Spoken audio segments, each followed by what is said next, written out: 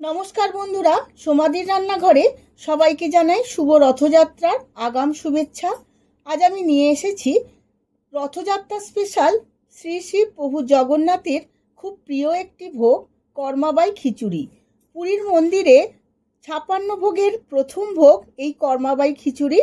এই ভোগটি সকাল 8টায় প্রভু জগন্নাথ দেবকে ভোগ নিবেদন করা হয়।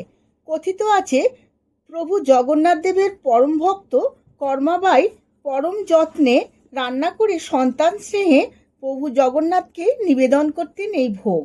আজ আমি খুবই সাধারণভাবে বানিয়ে আপনাদের কাছে শেয়ার করব। সম্পূর্ণ ভিডিওটি দেখার জন্য অনুরোধ রইল। চলুন দেখে নেওয়া যাক রেসিপিটি। এখন একটা পাত্রের মধ্যে নিয়ে নেব 1 বাটি গোবিন্দভোগ চাল আর নেব হাফ বাটি সোনামুগের ডাল। ডাল আর চাল খুব ভালো করে জল পাল্টে পাল্টে ধুয়ে নেব।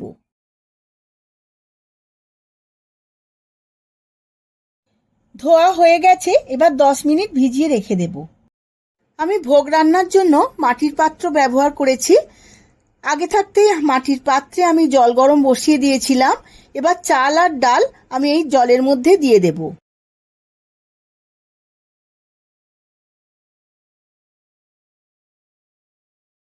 এবার আমি একটা খুন্তিতে করে খুব ভালোভাবে নেড়ে নেব, না হলে নিচে বসে যাবে। এবার চাপা দিয়ে 15 মিনিট সেদ্ধ করে নেব। চাল আর ডাল আমি 15 মিনিটের মতো সেদ্ধ করে নিয়েছি। 60% সেদ্ধ হয়ে গেছে। এবার আবারও একবার খুব ভালো করে নেড়ে নিয়েছি। এবার এর মধ্যে দিয়ে দেব 1 চামচ হলুদ গুঁড়ো আর দেব স্বাদ মতো সিন্ধুক নুন। এবার খুব ভালো করে মিশিয়ে নেব। আবারও আমি চাপা দিয়ে 15 মিনিট সেদ্ধ হতে দেব।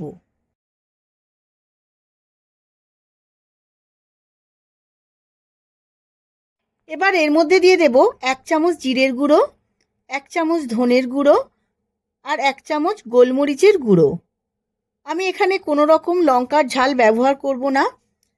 আর দিয়ে দেব থেতো করা আদা 1.5 চামচের মতো। সমস্ত কিছু খুব ভালো করে একবার মিশিয়ে নেব।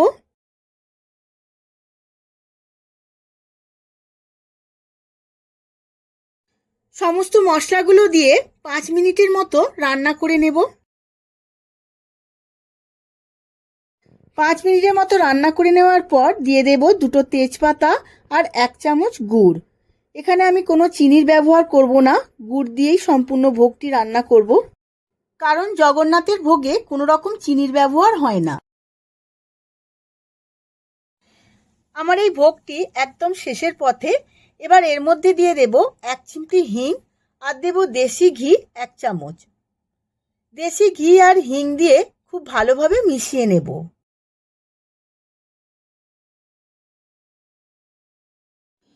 আমার রেডি হয়ে গেছে কর্মাবাই খিচুড়ি। এবার আমি গ্যাসের ফ্লেমটা অফ করে দিয়ে সার্ভ করে নেব। আমি ভোগটি সার্ভ করার সময় নারকেল কুড়োনো ছড়িয়ে নিয়েছিলাম। আপনারাও এই কর্মাবাই খিচুড়ি ভোগটি বাড়িতে বানিয়ে যে কোনো পূজা অনুষ্ঠানে ভোগ নিবেদন করতে পারেন দেবতাদের কাছে। ভিডিওটা যদি ভালো লেগে থাকে ভিডিওটিতে প্রচুর প্রচুর লাইক শেয়ার কমেন্ট করবেন। আজ তাহলে আসি, আবার দেখা হবে পরবর্তী ভিডিওতে নতুন কোনো রেসিপি নিয়ে। ধন্যবাদ।